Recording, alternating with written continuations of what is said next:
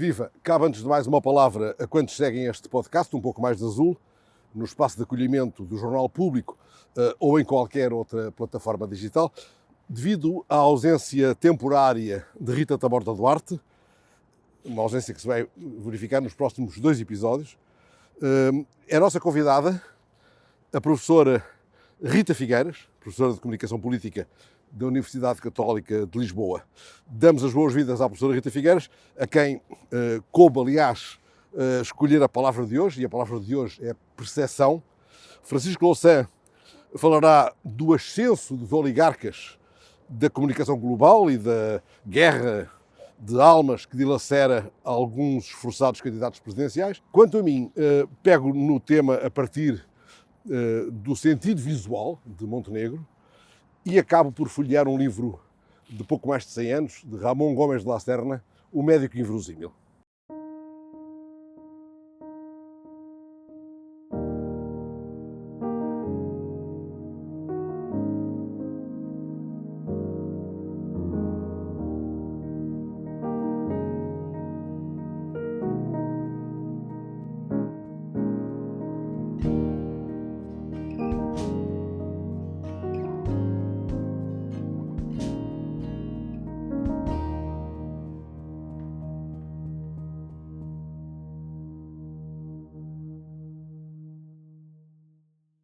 De acordo com o Teorema de Thomas, que foi formulado pela primeira vez em 1928, se as pessoas definem certas coisas como reais, elas são reais nas suas consequências. Ou seja, a percepção molda mundividências, a forma como olhamos o mundo e também a forma como agimos nesse mesmo mundo. Ou seja, estas imagens que nós temos acerca do mundo em nosso redor, muitas vezes é muito mais poderosa do que a própria realidade.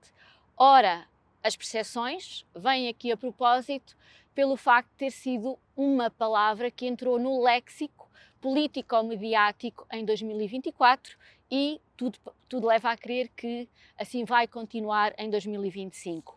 Sabemos que essa entrada da palavra tornou-se uma palavra-chave no contexto político, por utilização como uma estratégia de comunicação para chamar a atenção, para captar e manter essa mesma atenção para uma agenda mais baseada na imigração, uma agenda que associa a imigração também ao medo. Portanto, digamos que construir percepções de medo e também fabricar uma determinada sensação de insegurança e também associada à ideia de ameaça.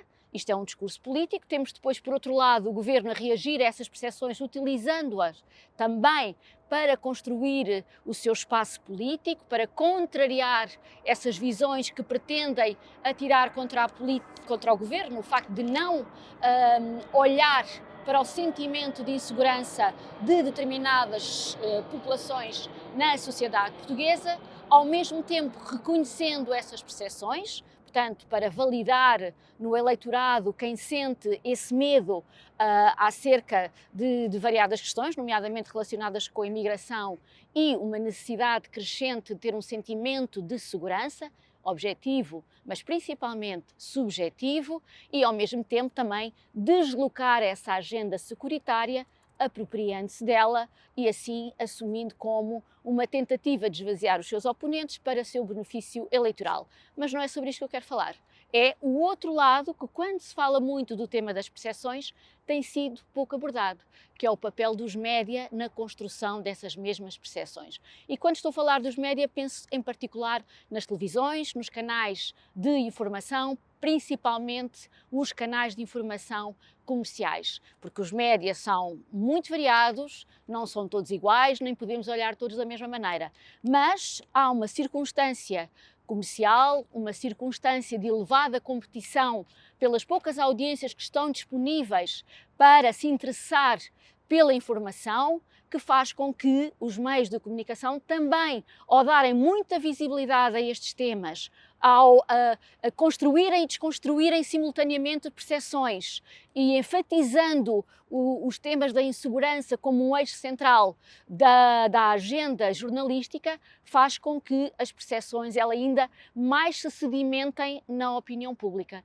porque os média desempenham há muitos anos a esta parte, um papel central na formação da opinião pública, na consolidação de determinadas perspectivas, no modo como se vê o mundo. Portanto, são agentes fundamentais na construção social da realidade. E, portanto, muito se tem falado acerca da percepção, mas é importante ver que ela decorre de um determinado discurso político, mas essa percepção é também indissociável do papel que os média, muito em particular as televisões, que também aqui, digamos que mercantilizam o medo, são máquinas produtoras também de medo para ganharem mais audiências, conseguirem captar a atenção das pessoas numa altura em que a atenção ela é solicitada para muitas coisas e a possibilidade das pessoas consumirem outras coisas em vez de estarem a olhar as notícias é cada vez mais fácil, cada vez mais crescente o evitamento, o afastamento das notícias.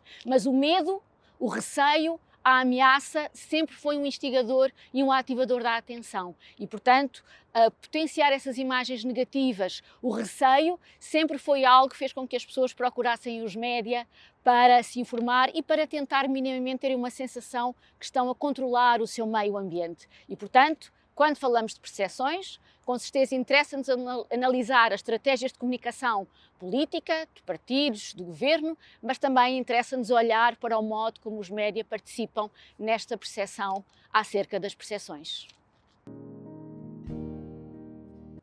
A percepção que está a ser gerada sobre a imigração é baseada em dados falsos.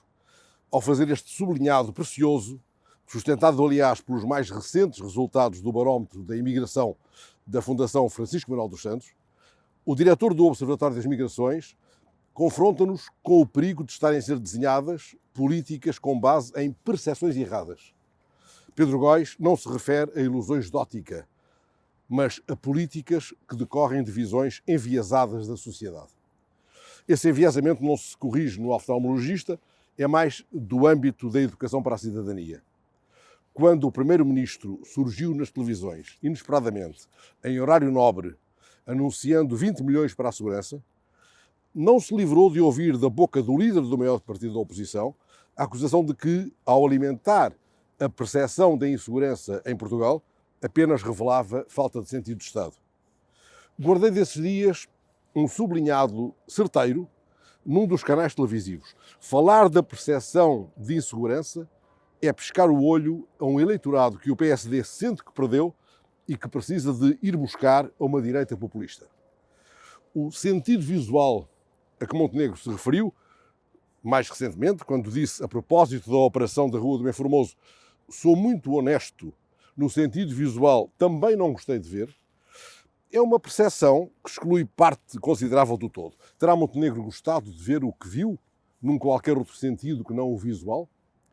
O escritor Ramon Gomes de la Serna, que teve, tal como Montenegro, formação jurídica, coloca-se no ponto de vista do facultativo num livro de juventude editado em 1914 e do qual, felizmente, há uma edição portuguesa da Antígona, O Médico Inverosímil. Um dos casos apresentados é o da senhora que leva à consulta o filho tomado por indefinido mal.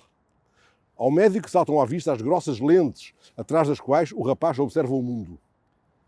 Jovem, sentencia o clínico, o que o anda a consumir são essas lentes. O olhar é importantíssimo. Muitos esbanjam insensatamente o olhar sem fazê-lo voltar ao coração depois de o terem dado.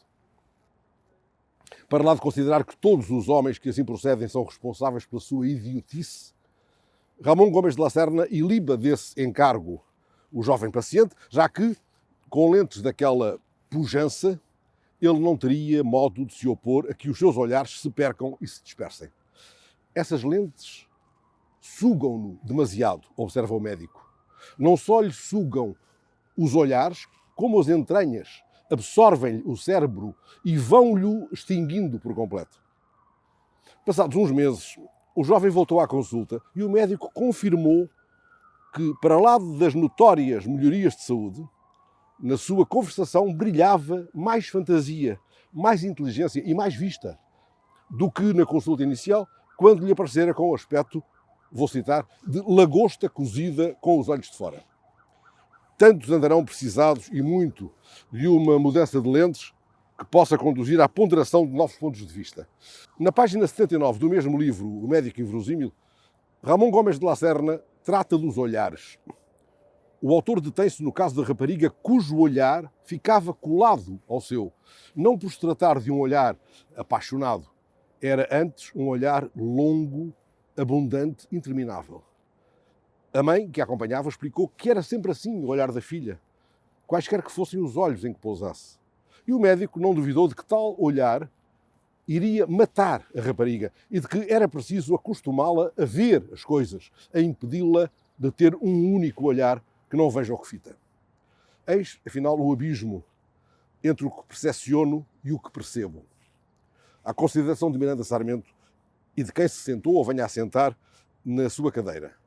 O velho dicionário Lelo Universal acolhe a figura do perceptor, eu digo e escrevo com P, perceptor, outros fazem ao contrário, no sentido de vulto tutelar da disciplina contributiva.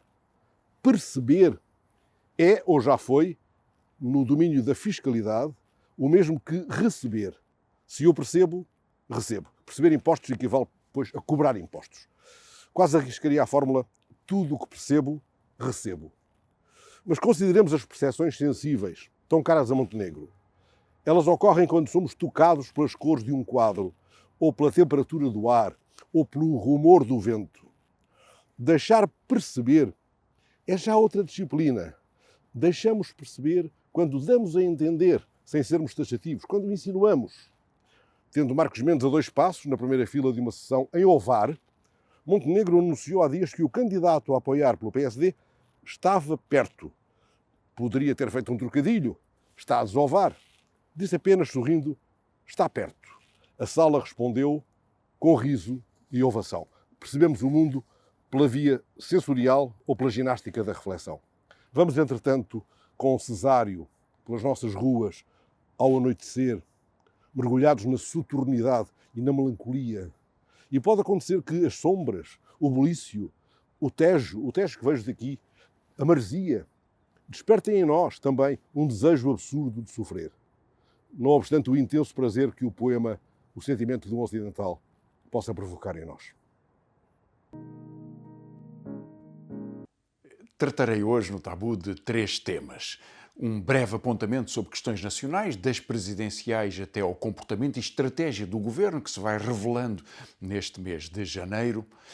Em segundo lugar, 2 temas internacionais. A tomada de posse na Venezuela, dos presidentes, na Venezuela e em Moçambique, e a conformação do governo da Casa Branca, com a tomada de posse de Trump no dia 20.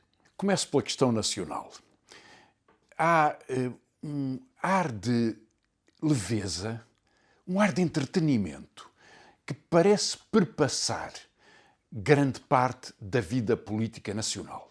Talvez mais do que tudo, isso seja expressivo na campanha presidencial e na apresentação de protocandidaturas neste contexto. Começaria, no entanto, pela forma como o governo tem atuado. Porque o governo confirma e acrescenta. Confirma uma metodologia de controle da política, nomeadamente a disputa de cargos para os seus apaniguados. Isso é muito evidente nas nomeações para os cargos de chefia no Serviço Nacional de Saúde.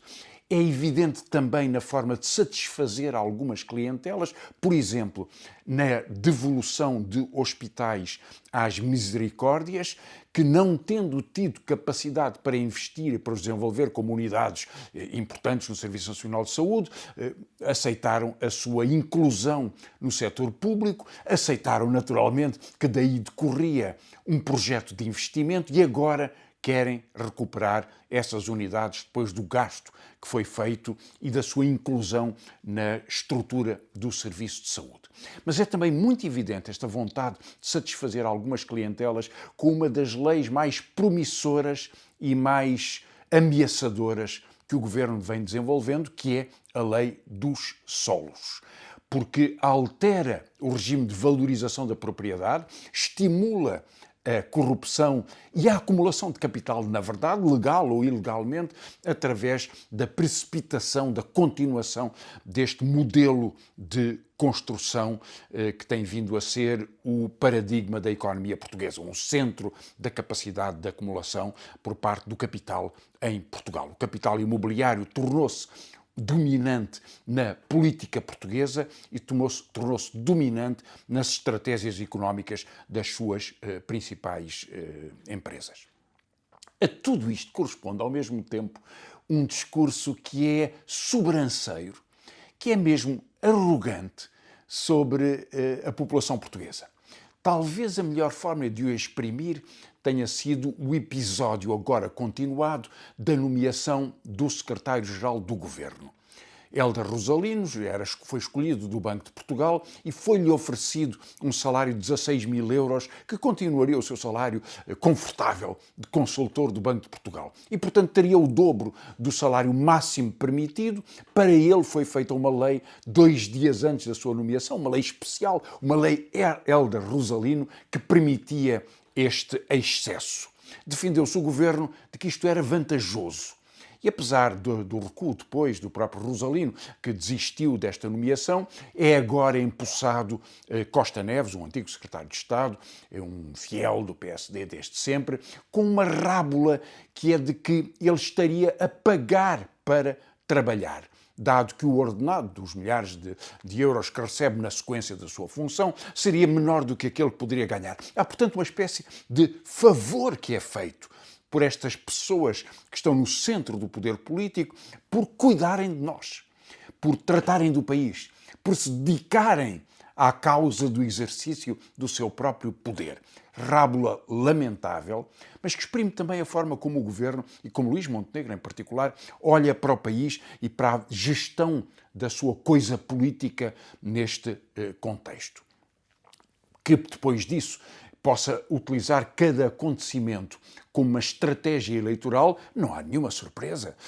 A grande manifestação, a gigantesca manifestação, aliás, do dia 11 de janeiro, ao qual se contrapôs uma pífia demonstração de camisas negras por parte de André Ventura. Esses dois acontecimentos, o sucesso da democracia e o insucesso do ódio aos imigrantes, foram comentados por Luís Montenegro como se se tratasse de uma equivalência.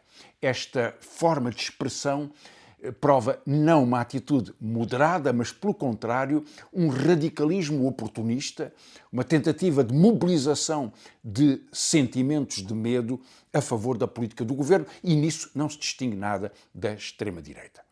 Talvez a propósito, uma recomendação possa vir a jeito, que é do filme A História de Suleiman, uma película premiada, realizada por um realizador que na época não tinha papéis, sobre um estafeta da Guiné-Conakry que, sem documentação em França, vive explorado, enganado, roubado e procura fazer pela vida para proteger a sua família. É um filme extraordinário que acho que deve ser visto para que se conheça uma outra parte da vida da imigração. E que, aliás, revela um aspecto fundamental da imigração, que é a mentira liberal. A ideia de que se deve abrir portas para que venha quem quer para ser explorado como Suleiman. A resposta efetiva de que a esquerda deve ser portadora é fazer convergir, defender o direito humano, pois com certeza esse é o ponto de partida do sentimento que a esquerda mobiliza, mas para fazê-lo deve organizar, responder, apoiar, solidarizar-se com todos estes movimentos de imigrantes que lutam pelos direitos sociais, que lutam pelos direitos laborais, que lutam pela habitação, que lutam como qualquer pessoa que vive e trabalha em Portugal. E é essa irmandade que dá a força dos trabalhadores, das trabalhadoras, do movimento popular, para fazer desta composição do nosso país um sinal de respeito. Finalmente, uma palavra sobre uma outra rábula, que representa esta forma de entretenimento também, que são as eleições presidenciais. Já disse alguma coisa sobre isso num episódio anterior e vou pouco mais acrescentar, a não ser talvez confirmar que os vários protocandidatos que já estão a ser apresentados contribuem com um empenho que só lhes posso agradecer para este registro anedótico que aqui me compete trazer. Porque o Almirante Gouveia e Melo precipita a sua apresentação, embora haja jornais e há sempre uma televisão que diz ele ainda não desfez o tabu. Bem, com franqueza, isto é do domínio do ridículo, porque na verdade não há tabu nenhum, não há nenhuma intervenção, nenhuma fardamenta, nenhuma apresentação, nenhuma frase do Almirante Gouveia e Melo que não confirme exatamente o que ele quer, que é ser candidato às eleições presidenciais. E como as sondagens o favorecem, isto provoca um efeito de aceleração. Marques Mendes, que queria imitar Marcelo Rebelo de Sousa, e portanto manter-se no seu posto de comentador-mor até às vésperas das eleições, lança-se um ano antes, anunciando, com aquela prosápia que fica sempre tão bem, de que está à beira de concluir a sua reflexão. Reparem bem que o percurso desta reflexão está ainda longe, está-se a aproximar, está quase, é no primeiro trimestre, já está quase mesmo, agora só mais um passo, tem-nos vindo a ser narrado de domingo em domingo com uma forma de encantar o nosso país. Acresce outro precipitado também pelas exatas mesmas razões. Por se sentir frágil, Marques Mendes avança. Por se sentir frágil, avança António José Seguro para tentar encurralar o seu próprio partido. Mas António José Seguro tem duas almas. E as duas almas estão em luta. E ele, simpaticamente, comunica ao país o efeito da luta entre as duas almas. E eu não sei, verdadeiramente, se mais desfavorece uma candidatura reconhecer que quem a apresenta tem duas almas ou constatar que essas almas estão em guerra uma com a outra. Nenhuma das conclusões é muito gratificante ou muito tranquilizante, mas é assim que vai a novela das eleições presidenciais. Pode, portanto, passar sob menos atenção o facto de começar a definir-se o contexto de uma das eleições mais difíceis nas eleições municipais, que são antes das presidenciais, que é a decisão do Partido Socialista de propor a candidatura de Alexandra Leitão. Tardava, era uma demonstração de fraqueza, como continua a ser uma demonstração de fraqueza não se conhecer as propostas, as bases de discussão, as formas de aproximação, as soluções que esta candidatura quer propor às outras esquerdas para se entenderem nas eleições. Sabendo que as eleições de Lisboa só poderão ser ganhas por uma convergência da esquerda e que, se ela não resultar, então ficará muito frágil a capacidade de resposta a moedas e à transformação sociológica que ele está a impor sobre a cidade. É agora ou nunca. Mas para ser agora, tem que haver um programa que diga às pessoas o que esta candidatura, uma candidatura que possa ser convergente, quer da cidade.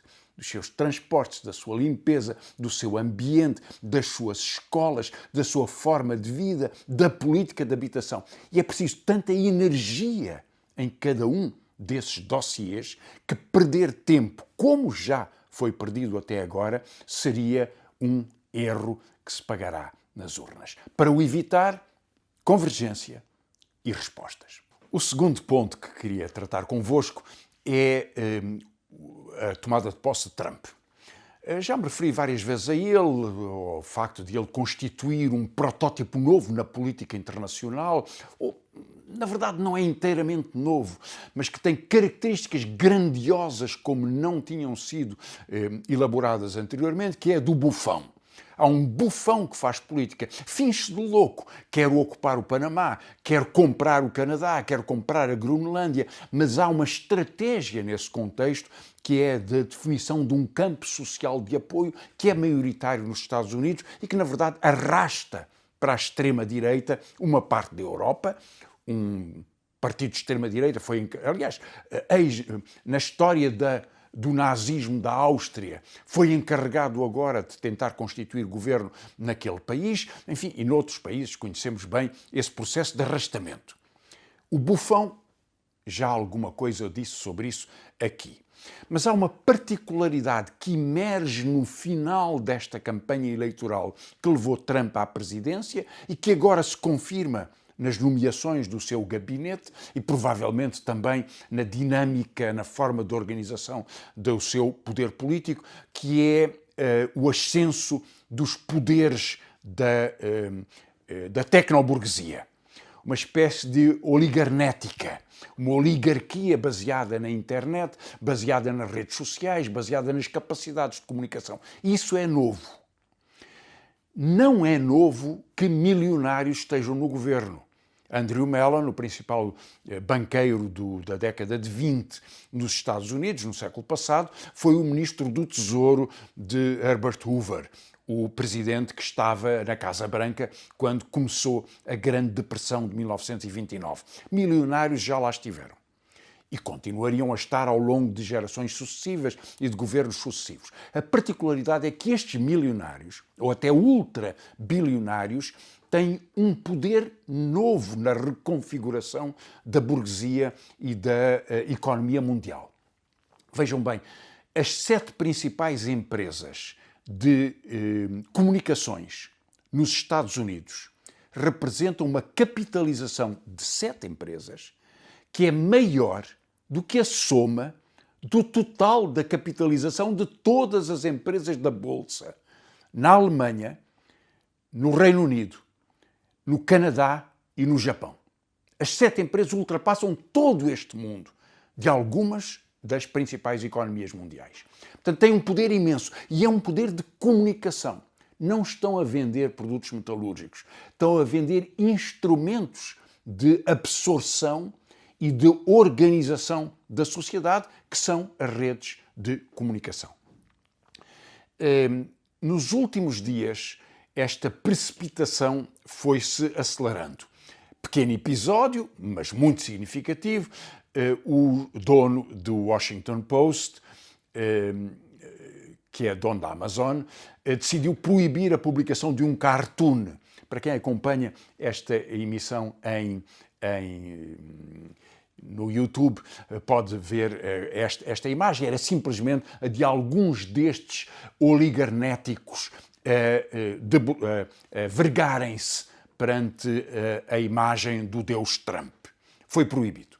Mais significativo, há um artigo no Financial Times dos últimos dias de Thiel, um dos principais operadores deste mundo das grandes empresas de comunicação, aliás, um dos inspiradores, apoiadores e financiadores de Elon Musk, que explica a teoria de que estão a contribuir para a iminência do apocalipse do antigo regime.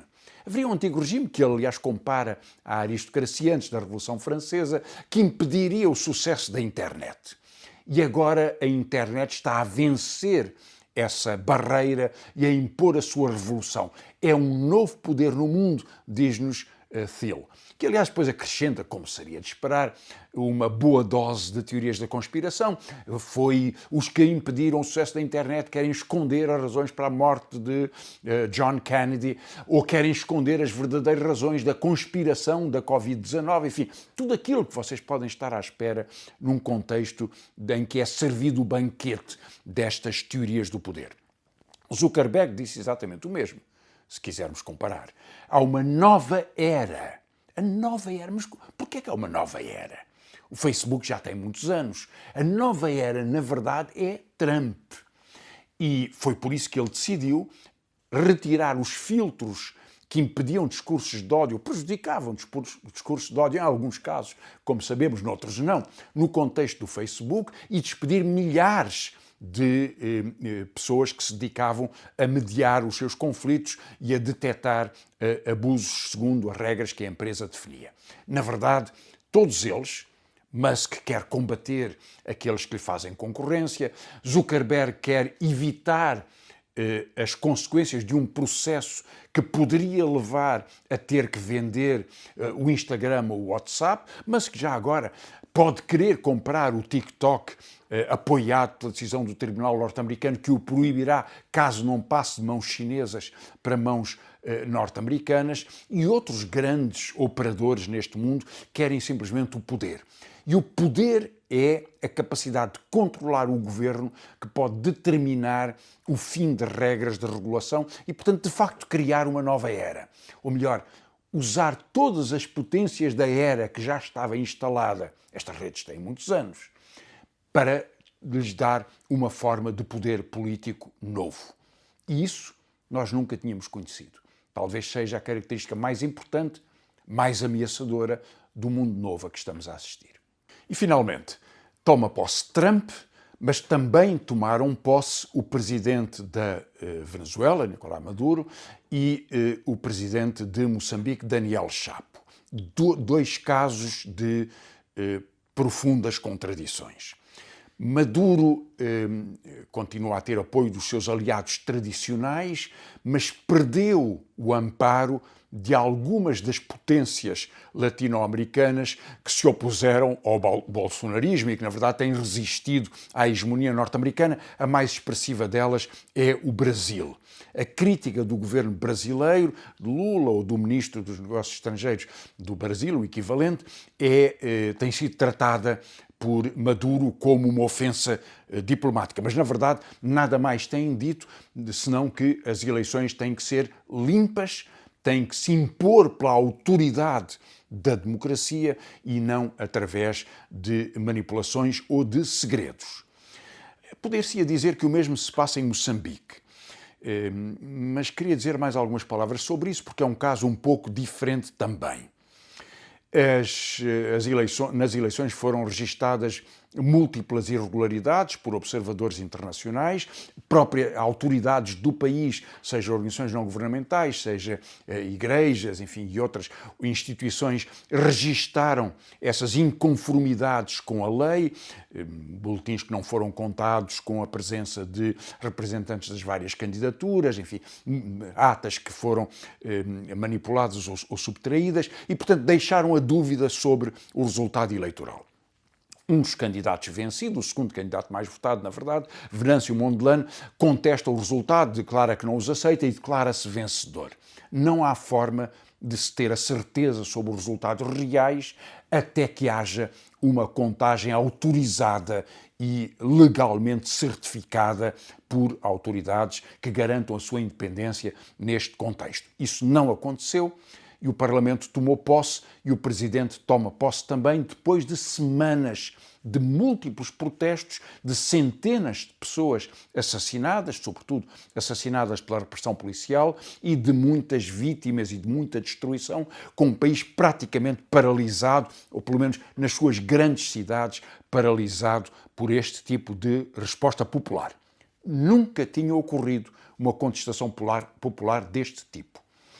Ela é protagonizada por um homem, Venâncio Mondlane, que vem do partido Renamo, que se candidatou, deixou de se candidatar, depois apresentou-se por um outro partido, que já tinha tido um resultado importante nas eleições municipais em Maputo e que terá tido um resultado significativo nas eleições presidenciais. É ele que é visto, sobretudo por muitos setores jovens e populares, como o protagonista de uma alternativa face a um regime muito desacreditado pelo prolongamento da corrupção e da pobreza. É claro que em Moçambique este equilíbrio de forças tem provocado um confronto que levou a esta repressão e, portanto, uma situação de grande dificuldade para a vida das populações, sem que se encontre uma solução de alternativa. O poder da Frelimo cooptou os deputados que foram eleitos à sombra da força eleitoral de Mondlane, do partido pelo qual ele se candidatou, que se chama Podemos, e esses deputados, certamente aliciados pelas vantagens que o cargo representa, aceitaram tomar posse. Os deputados de outros partidos de oposição não o aceitaram. Como é que vai evoluir esta situação? Já veremos em algum tempo. Mas o que é muito evidente é que não há, face a estes sinais de confrontação e de desgosto popular, não há uma mobilização que do lado da Frelimo conduza a manifestações, a ações públicas, que mostrem a representação popular que o partido certo teve ao longo da história e que tem vindo a perder. É, portanto, uma situação de impasse, questão que levou o presidente Marcelo Rebelo de Sousa a surpreendentemente, face às suas declarações passadas, a não estar presente na tomada de posse de Daniel Chapo, que pode ainda, enfim, num contexto que poderia ainda representar alguma réstia de esperança, caso pudesse haver um entendimento mínimo sobre as condições democráticas de eleições garantidas e que dessem autoridade a um governo de resposta a estas dificuldades. Em todo o caso, para todos aqueles que olham com muita preocupação para qualquer destes acontecimentos e para qualquer destas crises políticas, há sempre um norte, há sempre uma bússola que é indispensável e não pode ser abandonada. Seja na Venezuela, seja em Moçambique, seja em qualquer país como o nosso, as regras da democracia e da representação política devem ser protegidas. São o princípio da decisão popular. E o critério que em Portugal a esquerda aplica para si própria e para o seu país não pode ser diferente, tem que ser igual ao que aplica à sua solidariedade com as decisões populares em qualquer outro país. A regra é a mesma. Não pode haver a pretensão colonial de achar que pode haver uma regra de pluralismo em Portugal, mas que ele é inadequado para países como a Venezuela ou como Moçambique, ou que não estariam preparados para a democracia ou para o voto que represente a escolha de cada pessoa sobre o futuro político do seu próprio país. Não pode ser. A igualdade de tratamento, a garantia dos mesmos critérios e das mesmas condições é o que dá força à esquerda que em Portugal defende os direitos populares e que pode olhar e pode dar a mão às esquerdas que noutros países representam precisamente a mesma preocupação democrática e a mesma ambição dos movimentos populares que determinam o futuro da sua terra. Este episódio do podcast Um Pouco Mais de Azul teve, como sempre, realização de Miguel Bordalo, produção de Joana Louçã, grafismo de Tiago Tavares, música de Filipe Melo.